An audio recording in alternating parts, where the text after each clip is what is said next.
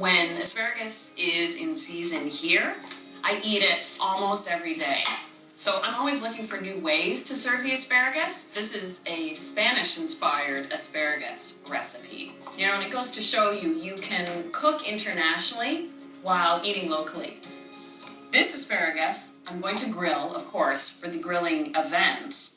You can't throw raw asparagus on the grill and expect it to cook through fully. It'll char the outside before the inside gets tender or soft. So I'll just blanch it for about 2-3 minutes. But before I put it in, I have to salt my boiling water. It's important to cook the asparagus or boil it uncovered. By covering it, the asparagus would turn brown before it's even cooked through.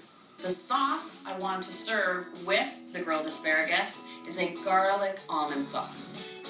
And it's from these Spanish-based recipes I learned this great trick for blanching garlic.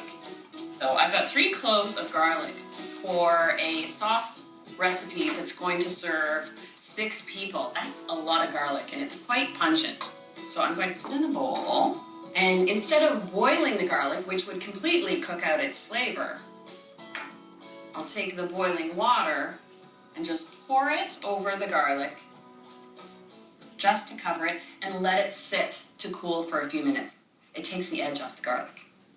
I only have 20 minutes to do my demonstration at the New Vintage Grill event. So what I've done is gone ahead and made the base for the sauce that I sat overnight.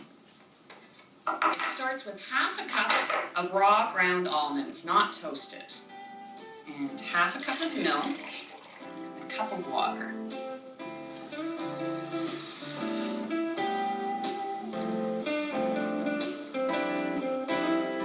Give this a little stir.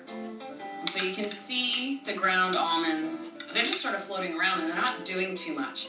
And if I were to blend this in the sauce now, it would be sort of gritty and harsh. So I have to let it sit for quite a few hours in the refrigerator. I'll put this back to pack up for later. And now, the one that's already done, you can see the almonds have plumped up, absorbed some of that water and milk.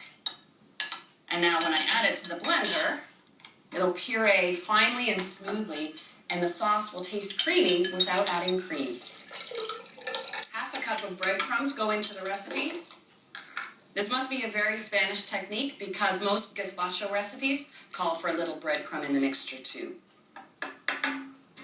And, oh, I better take a peek at my asparagus.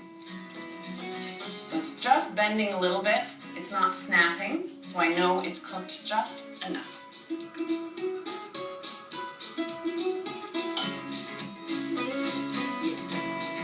Now it's, oh, the garlic.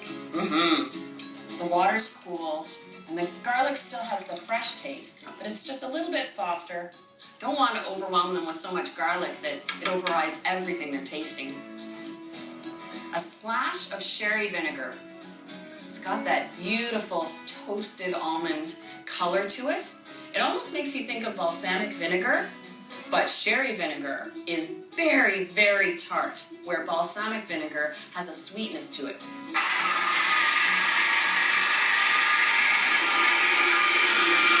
Garlic's pureed, and now I'll drizzle in oil. I've got the acidity in there and almonds, and it'll absorb and emulsify, so it's a creamy, rich tasting sauce. It's sort of like making a vinaigrette.